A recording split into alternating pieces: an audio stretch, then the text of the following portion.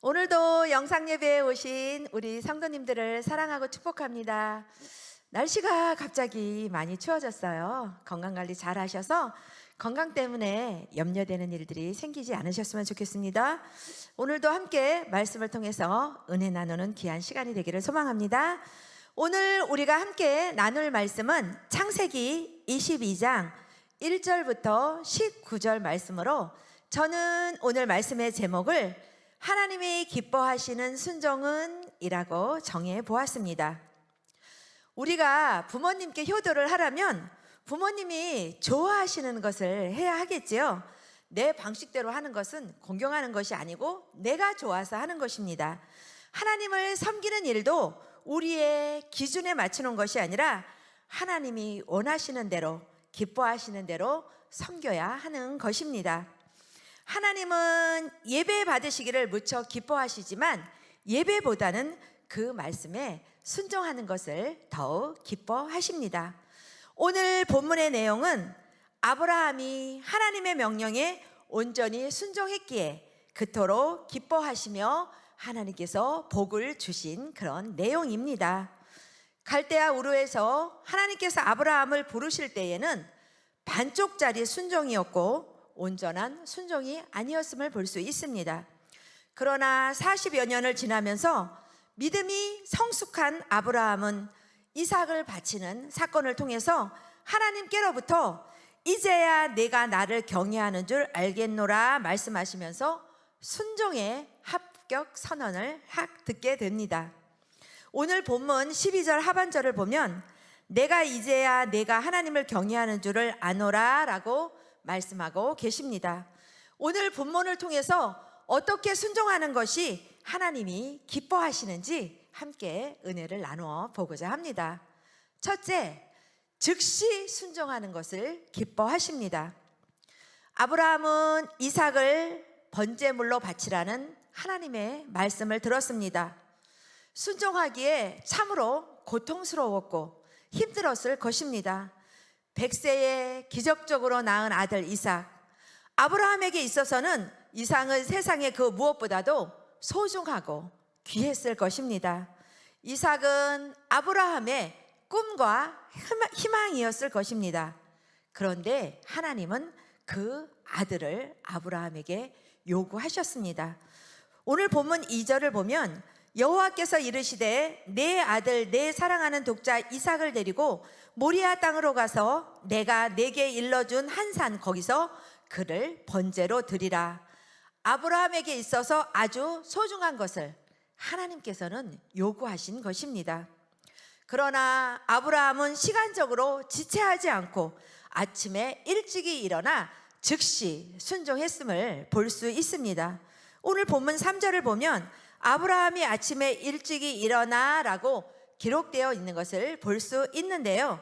하나님은 순종을 기뻐하시되 즉시 순종하는 것을 기뻐하신다는 사실입니다.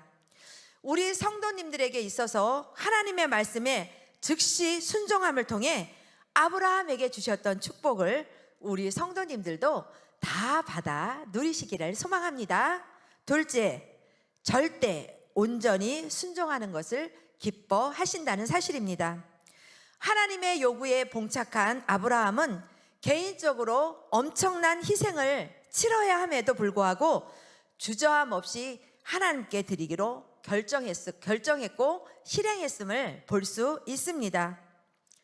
아브라함은 하나님의 명령에 주저하지 않고 피할 구실도 또한 붙이지 않았습니다. 그러기에 아브라함은 이삭을 번제로 바치는 일에 100% 순종할 수 있었던 것입니다. 손수 나귀 안장을 지었고 번제로 쓸 나무를 가지고 갔고 모리아 산에 도착한 후에는 이삭을 결박할 때에 혹시 방해가 될까봐 종들은 산 밑에 있게 했습니다. 하나님은 이렇게 온전한 순종을 좋아하신다는 사실입니다. 오늘 본문 5절 6절 말씀을 보면 아브라함이 종들에게 이르되 너희는 나귀와 함께 여기서 기다리라. 내가 아이와 함께 저기 가서 예배하고 우리가 너희에게로 돌아오리라 하고 아브라함은 이에 번제나무를 가져다가 그의 아들 이삭에게 지우고 자기는 불과 칼을 들고 두 사람이 동행하더니. 아멘. 아브라함은 자신의 생각보다는 하나님을 믿는 신앙심이 월등했기 때문에 희생을 불가하고 하나님의 요구에 응답했던 것입니다. 성도님들에게 있어서 가장 소중하게 여기시는 것은 무엇입니까? 가진 재력, 명예, 자녀, 물질, 건강 등 많이 있으실 것입니다.